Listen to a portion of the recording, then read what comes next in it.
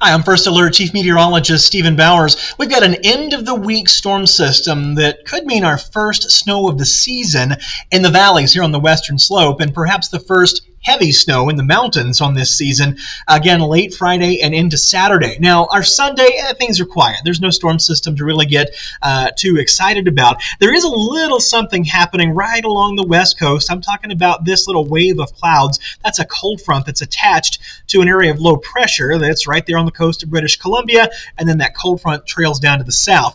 I'm not worried about that either. It may bring us a few clouds on Monday, but it's this little swirl of low pressure over southwestern Alaska with a trailing cold front that is all on its way in our direction.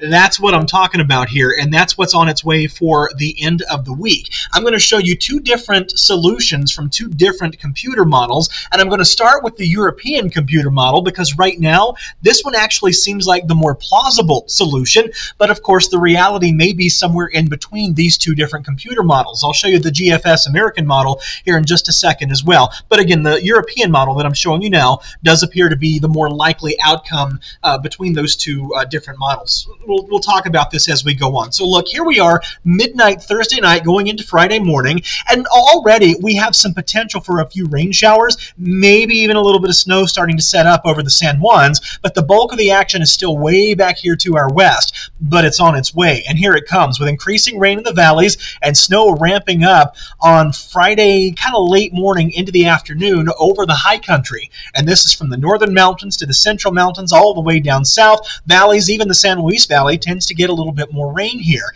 Here's 5 p.m. on Friday evening, so that's a little bit of an improvement for the evening drive after a little bit of an unsettled day. A little bit of improvement. There still can be some rain and high elevation snow around here on the western slope. But what I want to point out is more moisture kind of pivoting through from the west here. That's what may start as rain and then change to snow overnight Friday and into Saturday morning. By about 11 o'clock, the last of this over the Grand Mesa and extending down through Delta and Montrose counties and down towards, say, Monarch Pass, that's starting to wind down. But what you'll notice is a lot of the snow over the central and northern mountains, that seems a little bit more likely to hold on throughout a lot of Saturday and perhaps even into at least a piece of Sunday. There we are at 5 a.m. Sunday, and the central and southern, or central and northern mountains, I should say, are kind of still in the thick of the snow here. We see improving conditions, and I do think most of our weekend is going to be salvageable here on the western slope. But what about snowfall totals? Well, based on that solution, we get no more than an inch or so along Highway 50 from Grand Junction down through Delta and Montrose. I know Delta shows a 0, but the reality is a little bit of snow can fall there.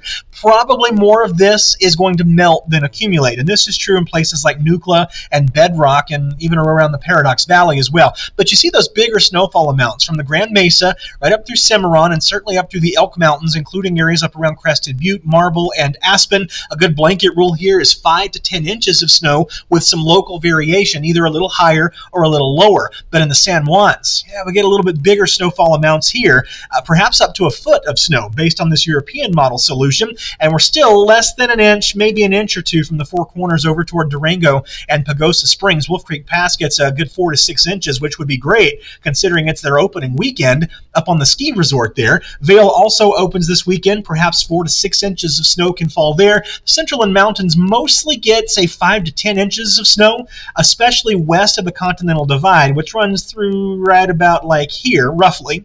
You get east of the divide, the snowfall amounts fall off fairly quickly, so we're looking 1 to 4 inches around Buena Vista and Leadville over to Fairplay, Georgetown, Winter Park, Granby, and Estes Park, and maybe even less than that over around Metro Denver down to Colorado Springs.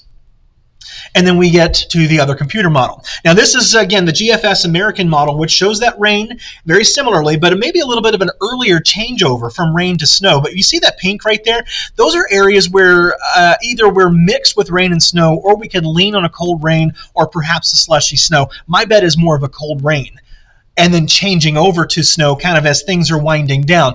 This is still not the snowiest solution for the western slope, but there can be some heavy snow up in the central and northern mountains through Saturday night, and perhaps even into Sunday morning before this winds down a little bit later on in the day. So there is some consistency amongst our data here, showing some snow lingering through at least Sunday morning for those central and northern mountains, but showing that a lot of the weekend is salvageable for us here on the western slope.